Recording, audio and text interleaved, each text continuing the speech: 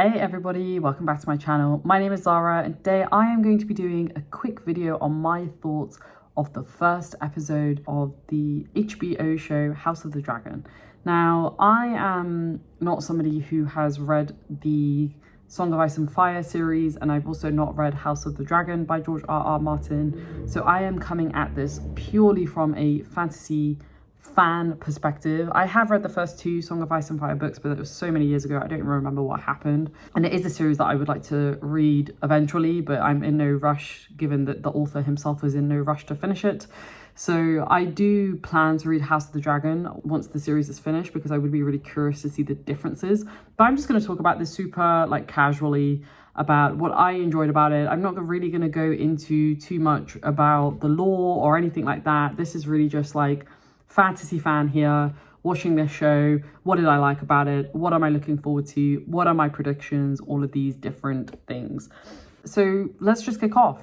I really loved the fact that this feels like a bit of a throwback to seasons 1 to 4 of Game of Thrones. Very politically heavy, very much about the machinations of different characters and how that is ultimately going to have consequences on this broader world.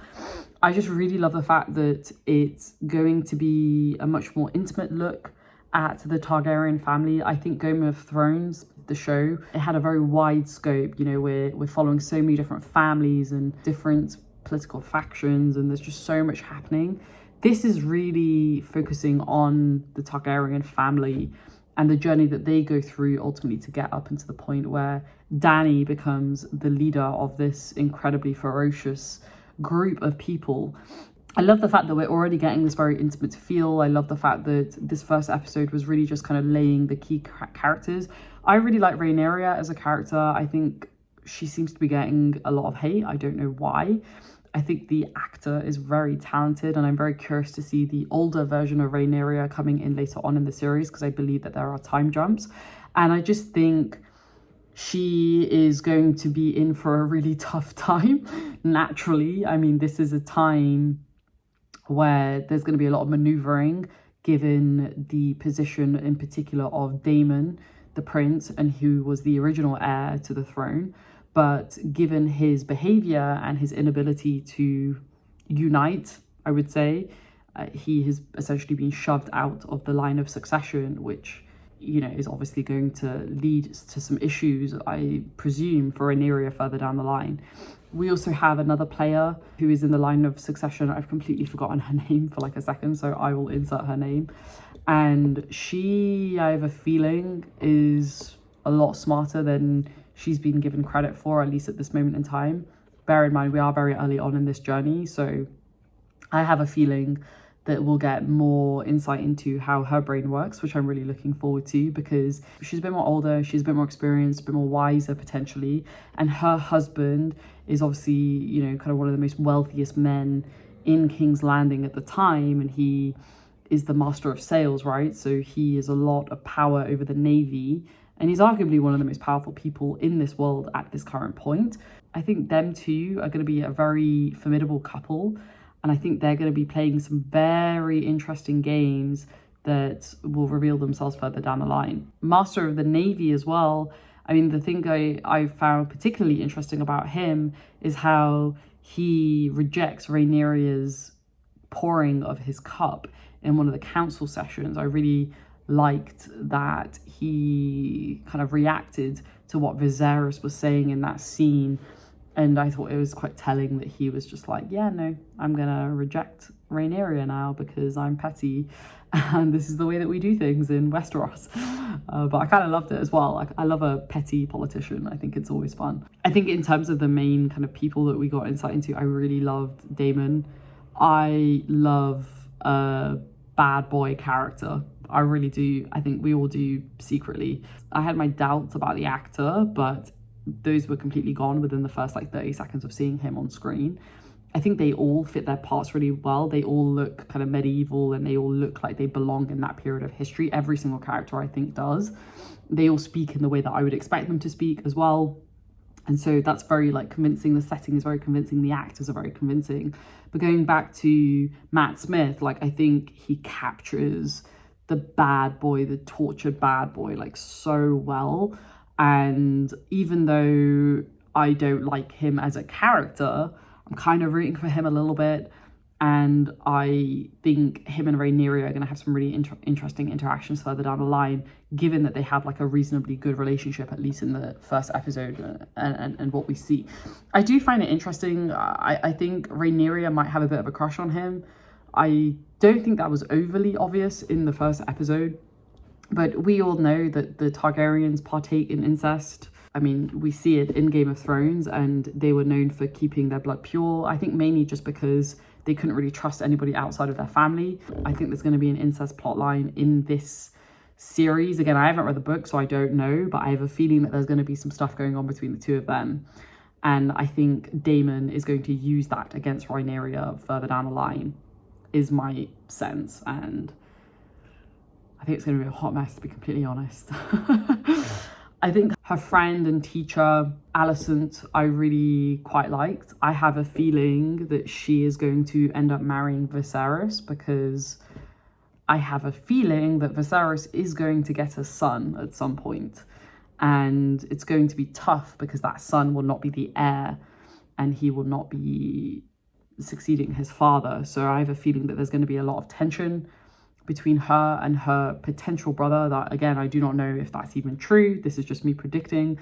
But I have a feeling that, yes, he's going to get married to Alicent, given that her father is the hand of the king and he is already positioning her to take that role in this first episode. He's basically farming her out like a prostitute, which I have to say I felt very uncomfortable. But I've got to give props to the dad as well, in a very like twisted way. Remember, guys, we have to get into these people's heads. So would I ever do that in real life? No, but I can understand why he's doing it, and then can kind of give him props for it, because I have a feeling that she is probably going to end up marrying Viserys, and she's going to get power as a result of that. And probably by extension, her father, one would assume.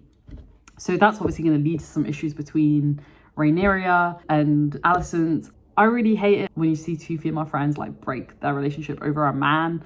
But like, given the complexity of this world and the fact that it will be her father will add another layer of complexity, and it's just going to be a hot mess, guys. It's just going to be a hot mess, and I'm kind of here for it, and I kind of can't wait to see where it goes. But again, these are all my predictions. I don't even know if any of these are true, and I could be way off base. So I think it's going to be really funny to watch this back, at the end of the series, to see like how spot on or like how far away I was from the plot. I'm either like really on the ball or I'm like way off the mark, and I guess we'll see. What else did I like? I really love the costuming. I think the costumes look legit. I think if you compare it to another really popular fantasy TV show that is going to be coming out very soon, the costumes look so good, whereas the costumes in that show look like I could have got them from my local Debenhams, which is a department store here in the UK. It doesn't actually really exist anymore because it went bankrupt, but I think I could have done a better job of those costumes in Rings of Power, if I'm being completely honest. But anyway, I'm being judgmental about something that I haven't even seen yet, so let's just pause that judgment right there. But the costumes look really good, and I love the Targaryen sigil. It's probably my favorite, and then the Stark sigil is probably my second favorite, and then the Lannister sigil is probably my third. That's the other thing I really like. I love the fact that we're getting insight into other family houses. We get Rickon Stark, we get a Baratheon, we get one Lannister, I think it is, but I can't remember his name, in the jousting competition to celebrate the heir's birth. So it's kind of nice to see these like familiar names as somebody who watched the series and really enjoyed it. It's quite nice to kind of see these parallels. I also really loved the kind of prophecy that we got at the end of the episode when Viserys is naming Rhaenyra the heir, or telling her that he's going to name her the heir. I thought it was really interesting how he said that message was passed on from Aegon to his heir, and how she would have to pass that on to her heirs, and that would be her responsibility as a Targaryen. It makes me think that the Mad King never had that opportunity to pass that on to Daenerys and onto Viserys II, I think it is. It's quite interesting because I think history would have been very different if that prophecy had been passed on to the two of those, I think their actions would have been very different if the Mad King had remembered to do that. But one can assume that he probably didn't, given the way things turned out and given the fact that he was basically crazy. So I think that's very interesting. I also like the little hint to Jon Snow. I'll insert the clip. I really like that little hint. Else that I need to tell you might be difficult for you to understand, but you must hear it. Our histories, they tell us that Aegon looked across the Blackwater from Dragonstone, saw a rich land ripe for the capture. But ambition alone is not what drove him to conquest. It was a dream. And just as Daenerys foresaw the end of Valyria, Aegon foresaw the end of the world of men. Just to begin with a terrible winter, gusting out of the distant north. I, Rickon Stark, Lord of Winterfell. Aegon saw absolute darkness riding on those winds, and whatever dwells within will destroy the world of the living. When this great winter comes, Rhaenyra, all of Westeros must stand against it. And if the world of men is to survive, a Targaryen must be seated on the Iron Throne. A king or queen, strong enough to unite the realm against the cold and the dark. Aegon called his dream the Song of Ice and Fire. This secret, it's been passed from king to heir since Aegon's time. Now you must promise to carry it and protect it. Promise me this, Rhaenyra.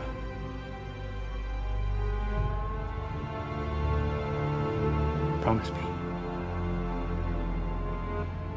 I think the thing that makes me angry is the fact that Jon Snow's character was basically assassinated in the last season, and he turned into a character that none of us, I mean, I did not recognize. He turned into a completely pointless individual by the end of the season. But I do like the kind of hints to what is to come, even though this is set, 260, 270 years prior to Dany becoming queen and to becoming the total boss that she is. So I love the little Easter eggs. I also love the fact that we see the dagger that Arya uses to kill the Night King. I thought that was a really nice touch because, obviously at that point, they don't really know necessarily the significance of that dagger, but it is the one that ends up killing the Night King, which is the ultimate enemy in Game of Thrones. So I think overall, they just did a really good job of balancing out this new cast of characters in this relatively familiar world to a lot of us, but in a very different time period. And I think they just did a really good job of it. I think my only gripe, to be honest, was the fact that the music is exactly the same. I think they use obviously the same composer, but it would have been nice if this show had a slightly more distinct soundtrack to the Game of Thrones soundtrack. I actually got unreasonably angry at the end of the first episode that the song that was playing was a song that is in Game of Thrones.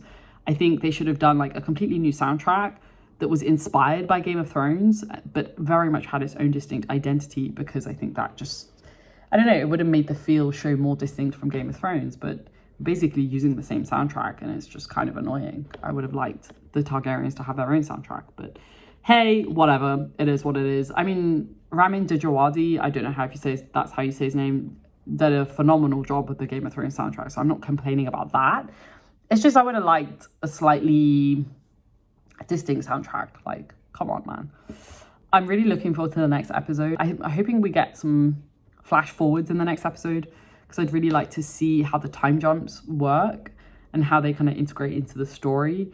But I am really excited to see what happens in the next one, folks. And I think things are really going to start kicking off with a bang. I mean, it's already kicked off with a bang, but I think it's going to really maintain the bang as the story goes on, and I'm totally here for it. I'm totally just psyched for it. I think the last thing that I'm going to mention is the sets. I think that's one thing that they did extremely well consistently in Game of Thrones, is the sets just look stunning all the time, but I think they've really outdone themselves. I think the sets are beautiful. They filmed quite a lot of it in England, actually, interestingly enough, in the south of England.